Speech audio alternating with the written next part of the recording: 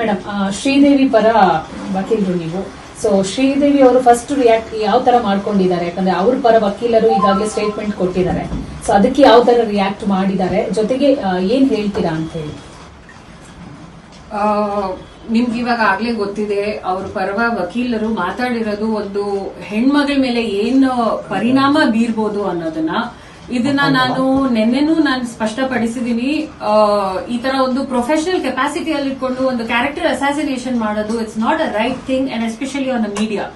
ಇದನ್ನ ನಾವು ಒಂದು ಅರ್ಥ ಮಾಡ್ಕೋಬೇಕಂದ್ರೆ, ಇದು ಮ್ಯಾಟ್ರಿಮೋನಿಯಲ್ ಡಿಸ್ಪ್ಯೂಟ್ ಆಗಿ ಬಂದಿರೋದು. ಈ ಮ್ಯಾಟ್ರಿಮೋನಿಯಲ್ ಡಿಸ್ಪ್ಯೂಟ್ ಅಲ್ಲಿ ಒಂದು ಅಲಿಗೇಷನ್ಸ್ ಮಾಡಿರೋದ್ರಲ್ಲಿ ಎಲ್ಲಾನು ಫ್ಯಾಮಿಲಿ ಕೋರ್ಟ್ ಅಲ್ಲಿ ಹೋಗುತ್ತೆ. ಆ ಫ್ಯಾಮಿಲಿ ಕೋರ್ಟ್ ಅಲ್ಲಿ there is a confidentiality that has to be maintained, which professional decorum ಅಲ್ಲೇನೆ it has been breached yesterday. And ಇದರ ಬಗ್ಗೆ ಶ್ರೀದೇವಿ ಏನ್ ಹೇಳಕ್ಕೆ ಸಾಧ್ಯತೆ ಇದೆ. She is in a great shock. We all should understand, ಅವಳು US ಗೆ ಸ್ಟಡೀಸ್ ಮಾಡೋದಕ್ಕೆ ಅಂತ ಹೋಗಿರೋದು.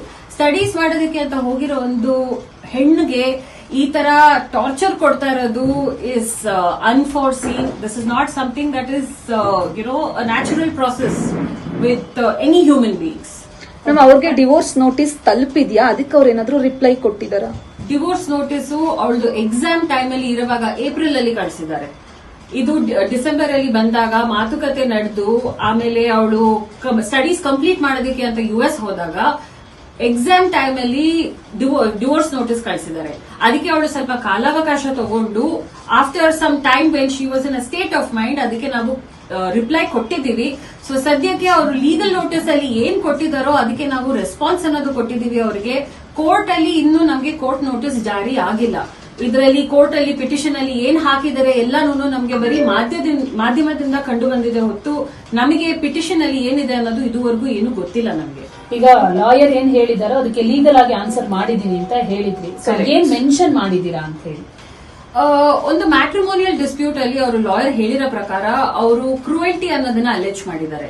ಅವರು ಕೊಟ್ಟಿರೋ ಕಂಡೀಷನ್ಸ್ ಆಫ್ ಕ್ರೂಯಲ್ಟಿಗೆ ನಾವು ಅದಕ್ಕೆ ರೆಸ್ಪಾನ್ಸ್ ಮಾಡಿದೀವಿ. ಅದಕ್ಕೆ ಏನ್ ಹೇಳಿದಾರೋ ಅದರದ್ದು ಪಾಯಿಂಟ್ ವೈಸ್ ಅಲ್ಲಿ ನಾವು ಮಾತ್ರ ಉತ್ತರ ಕೊಟ್ಟಿದ್ದೀವಿ ಸದ್ಯಕ್ಕೆ. ಇವಾಗ ಪಿಟಿಷನ್ ಕಾಪಿ ಬಂದ್ಮೇಲೆ ನಾವು ನಮ್ ವರ್ಷನ್, ನಮ್ ಸೈಡ್ ಆಫ್ ದ ಸ್ಟೋರಿ ಹೇಳ್ಬೇಕು ಅವಾಗ. ಬಿಕಾಸ್ ಫ್ಯಾಮಿಲಿ ಕೋರ್ಟ್ ಅಲ್ಲಿ first we have to assess and analyse. As my colleague also mentioned, he said against she said. ಇವಾಗ ಅವ್ರು ಹೇಳಿದರೆ ಅವ್ರ ಪರವಾಗಿ ನಾವು ಏನ್ ಅವ್ರಿಗೆ ತಕ್ಕ ರೆಸ್ಪಾನ್ಸ್ ಕೊಡಬೇಕು, along with all the established evidence we will produce it before the court of law. And ಎಲ್ಲಾನು ಜುಡಿಷಿಯಲ್ ಪ್ರೊಸೀಡಿಂಗ್ಸ್ ಅಲ್ಲಿ ಏನೇನ್ ಫೈಲ್ ಮಾಡಬೇಕು ಅದನ್ನ ನಾವು ತಕ್ಕಾಗಿ ಫೈಲ್ ಮಾಡ್ತೀವಿ.